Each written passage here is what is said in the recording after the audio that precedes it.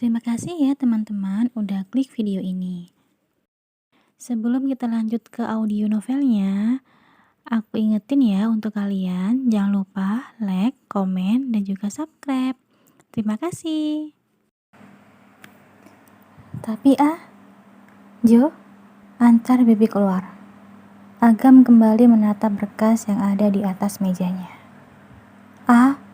Aku kan hanya membuat kesalahan yang tidak disengaja. Kenapa kau marah-marah seperti itu? Lagi pula, kau masih menggunakan buzzer, jadi tidak kelihatan anumu. Baby, keluar. Bentak Agam dengan tatapan tajamnya. Membuat Baby ketakutan dan mau tidak mau melangkahkan kakinya keluar dari ruang kerja tersebut. Dengan langkah kakinya yang terseret, Baby berjalan ke arah pintu lift dengan wajah yang ditekuk dan penuh rasa bersalah. Karena lagi-lagi ia membuat sepupunya itu kesal dan marah padanya. Nona, tunggu. Jonathan berlari mengejar Baby, lalu memberikan salep kepada gadis itu. Ini untuk mengobati memar Anda. Jonathan menunjuk dagu dan lutut Baby. Apa ini dari Agam? Tanya Baby dengan senyum di bibirnya. Itu dariku, Nona.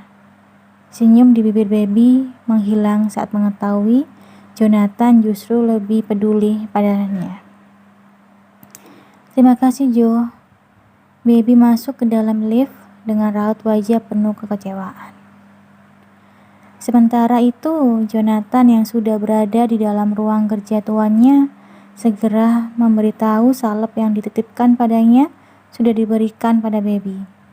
Sekarang kau boleh keluar, pinta Agam. Setelah melihat asisten pribadinya keluar dari ruangan, Agam menghela nafasnya dengan kasar, sembari menutup kedua matanya. Ia teringat saat melihat memar merah di lutut dan di dagu Baby karena terjatuh dengan kasar di atas lantai. Rasanya ingin sekali Agam mengobati luka-luka tersebut. Namun ia tahan karena tidak ingin membuat gadis itu salah paham lagi dengan perhatian yang dia berikan. Itu sebabnya Agam menyuruh Jonathan memberikan salep itu pada Baby dan melarang asisten pribadinya itu untuk mengatakan salep itu darinya. Baby yang sudah sampai di mansion utama langsung masuk ke dalam kamarnya, tanpa melihat kalau ada seseorang yang tengah duduk di ruang keluarga. Menyebalkan. Dasar kulkas 16 pintu. Kenapa dia marah seperti itu? Aku kan sudah bilang tidak sengaja. Baby melempar bola kesayangannya begitu saja. Lea mengusap keningnya. Kenapa bonekanya dibuang? Kalau kau tidak mau, untuk aku saja. Ia mengambil boneka berbentuk bebek yang ada di dekat kakinya. Tadi saat Lea duduk di ruang keluarga, ia melihat kedatangan Baby dan langsung mengikuti gadis itu masuk ke dalam kamarnya. Jangan. Baby merebut kembali boneka kesayangannya, lalu memeluknya dengan sangat posesif. Itu pasti dari tebak Lea. Baby hanya diam tidak menjawab pertanyaan sepupunya, karena ia masih memikirkan kejadian yang menimpa Agam karena perbuatannya. Ya ampun, ini anak ditanya malah bengong. Lea menyentuh rahang Baby dengan gemas. Sakit, Kak. Baby mengusap dagunya yang terasa sakit. Hei, ini kenapa? Tanya Lea saat melihat memar di dagu sepupunya. Dicium lantai, jawab Baby dengan lesu, lalu duduk di atas tempat tidur. Bagaimana bisa? Lea menatap lutut Baby yang juga memar. Tentu saja bisa. Baby menceritakan semua kejadian yang dialaminya tadi pada Lea. Tapi bukannya mendapatkan kelegaan, Karena sudah menceritakan masalahnya, ia justru merasa kesal karena Lea menertawakannya. Kak, oh my god, pasti lucu sekali melihat wajah tampan Agam yang datar dan dingin memakai kembali celananya yang jatuh di depan para karyawannya. Lea terus tertawa sampai mengeluarkan air mata dari sudut matanya. Kak Lea, aku marah nih, ketus baby. Maaf baby, aku tidak bermaksud menertawakanmu. Sekuat mungkin Lea menahan rasa ingin tertawanya. Kak Lea, apa menurutmu aku harus menyerah? Tanya baby setelah melihat sepupunya itu diam. Menyerah? Ulang Lea dengan kening yang berkerut. Menyerah pada A, terang baby dengan tertunduk lesu. Sebentar lagi mereka akan bertunangan dan akan menikah. Lagi pula, A selalu menganggapku adik, jadi kalau begitu menyerah saja. Saya selah Lea. Tapi kak, kenapa? Kau belum siap untuk menyerah? Kalau begitu, lanjutkan perjuanganmu sebelum hari pernikahan mereka terjadi. Ucap Lea dengan santai. Tapi kalau hasilnya tetap sama, A tetap menganggapku adik dan tetap menikahi Cindy, ya terima saja dengan lapang dada. Setidaknya kau sudah berjuang sayang. Lea memeluk adik sepupunya. Lagi pula di mana baby Arbito yang aku kenal, baby yang penuh percaya diri dan baby yang tidak pernah mengenal kata menyerah. Baby menatap Lea dengan senyum di bibirnya. Kau benar kak, aku adalah baby Arbito. Dan seorang Arbito tidak boleh kalah sebelum berjuang. Nah, ini dia baby yang aku kenal. Selamat datang kembali baby Arbito. Lea mengacak-ngacak rambut baby dengan gemas.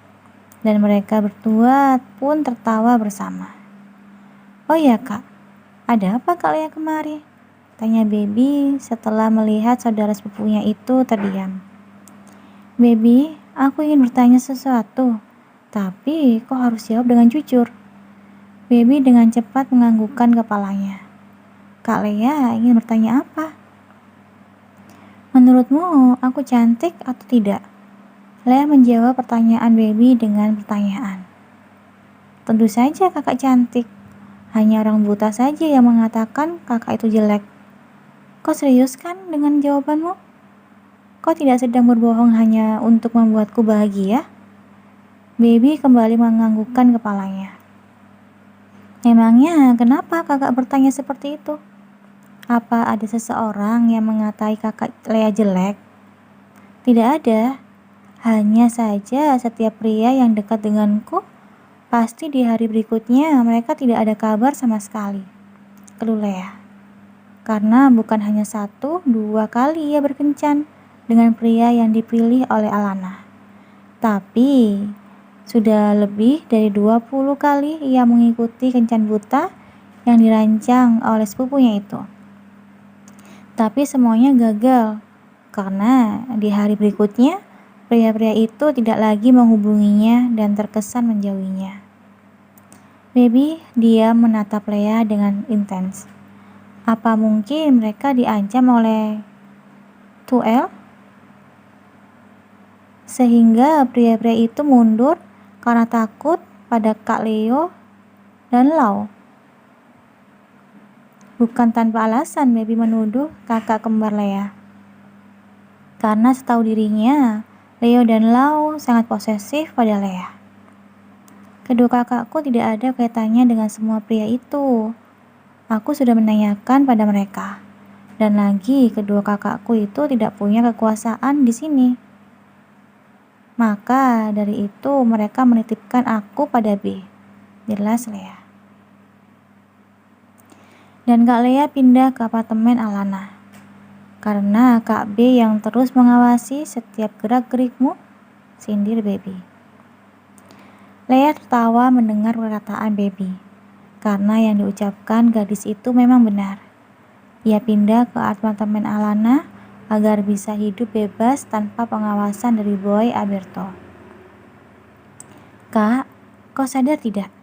Nasib percintaan aku, kau, dan Kak Alana begitu menyedihkan. Aku mencintai sepupuku sendiri yang akan menikah dengan orang lain. Dan kau gagal move on dari pria yang sudah beristri. Sedangkan kekasih Kak Alana justru menikah dengan adiknya sendiri. Baby menghela nafasnya dengan kasar. Kau benar. Lea dan Baby saling menatap lalu keduanya membuang nafasnya dengan berat. Menandakan keduanya wanita cantik itu tengah lelah menjalani kisah asmara mereka. Setelah apa yang dilakukannya kemarin siang pada Agam, Baby tidak diizinkan masuk kerja atau menginjakkan kakinya di perusahaan sepupunya itu. Segala upaya Baby lakukan sampai harus meminta Mom Luna untuk membujuk Agam agar mengizinkan dirinya kembali bekerja. Tapi hasilnya tetap sama. Sepupunya itu bersikeras pada keputusannya. Bahkan imbas dari permintaannya pada Mom Luna, ia dimarahi habis-habisan oleh momnya karena sudah membuat Agam malu di hadapan seluruh karyawan. Dan hari ini, tepatnya nanti malam, Baby harus menerima kenyataan pria yang dicintainya akan bertulangan dengan wanita lain. Dan dirinya tidak bisa melakukan apapun selain datang ke acara tersebut. Walaupun hatinya sudah sedih dan terluka. Mau apa lagi sih dia? Tidak tahu apa, aku sedang bersedih. Baby menatap ponselnya yang sejak tadi berdering, menampilkan sebuah nama pria yang akhir-akhir ini mengisi harinya sejak tidak bekerja di perusahaan Agam. Tanpa mengangkat panggilan telepon tersebut, Baby menaruh ponselnya di atas naras. Karena ia sedang tidak ingin diganggu atau berbicara dengan siapapun. Namun beberapa detik kemudian ponselnya kembali berbunyi, menampilkan sebuah pesan singkat. Angkat Lea, ada hal yang penting ingin aku bicarakan. Setelah membaca pesan singkat tersebut, Baby pun segera mengangkat panggilan telepon dari Sky. Ada apa Sky? Tanya Baby. Lea, kau kemana? Sky menjawab pertanyaan Lea dengan sebuah pertanyaan saat mendengar suara gadis yang dicintainya itu begitu serak. Aku baik-baik saja, jawab Baby dengan singkat. Tapi suaramu seperti orang yang habis menangis. Benarkah? Baby terdeham sembari mengusap pipinya yang masih basah oleh air matanya. Ya, kau baik-baik saja. Sky kembali bertanya pada Lea. Ia begitu khawatir dengan keadaan gadis itu. Aku baik-baik saja, mungkin karena sedang flu jadi suaraku serak. Bohong Baby. Oh iya, apa yang ingin kau bicarakan? Baby teringat tujuannya mengangkat panggilan telepon tersebut. Karena Sky berkata ada sesuatu yang penting untuk dibicarakan. Itu aku ingin. Sky bingung untuk mengutarakan tujuannya. Aku ingin mengajakmu pergi malam ini. Apa kau ada waktu? Dengan memberanikan diri, Sky bertanya. Maaf, aku tidak bisa. Karena malam ini ada acara keluarga yang harus aku hadiri. Oh iya? Sayang sekali. Kalau tidak bisa ikut, padahal aku ingin sekali mengajakmu. Sky menghela nafasnya dengan panjang. Karena keinginannya untuk menggandeng gadis cantik pujian hatinya itu gagal total. Maaf, ucap Baby dengan tidak enak hati karena menolak ajakan dari Sky. Padahal kalau boleh memilih, Baby ingin pergi bersama pria itu daripada datang di acara penuhangan Agam. Setelah berbincang cukup lama dengan Sky, Baby segera menutup ponselnya saat namanya dipanggil oleh Mom Luna. Ya Mam, Baby duduk di samping momnya. "Cepat kau bersiap, sebentar lagi kita akan berangkat," ucap Luna pada putrinya. "Mom, acaranya itu jam 7 malam, dan ini baru jam 4 sore," gerutu Baby. "Mom tahu sayang, tapi tidak ada salahnya putri cantikku ini bersiap-siap lebih dulu." Luna mencubit gemas pipi Baby. "Hei, kenapa matamu bengkak?" Ia baru sadar mata putrinya terlihat sembab. Ini karena tadi aku ketiduran cukup lama. Jadinya bengkak deh." Baby mencoba untuk tertawa. "Mudah-mudahan mau percaya dengan kebohonganku," gumam Baby dalam hati. Luna menghela nafasnya lalu mengusap wajah putrinya. "Kau itu sudah cepat mandi dan bersiap-siap, karena kita akan berangkat jam 6 sore. "Oke, siap, Mam." Baby pun segera pergi dari tempat tersebut. Untung saja Mam Luna percaya atas kebohongannya. Kalau tidak, bisa panjang urusannya. Sementara itu, Luna yang masih berada di ruang keluarga menatap punggung putrinya dengan tatapan penuh arti dan raut wajah yang sendu. Terima kasih ya udah dengerin audio Eva Family. Dengerin terus ya audio Eva Family di YouTube Eva Family. Sampai jumpa. Bye-bye.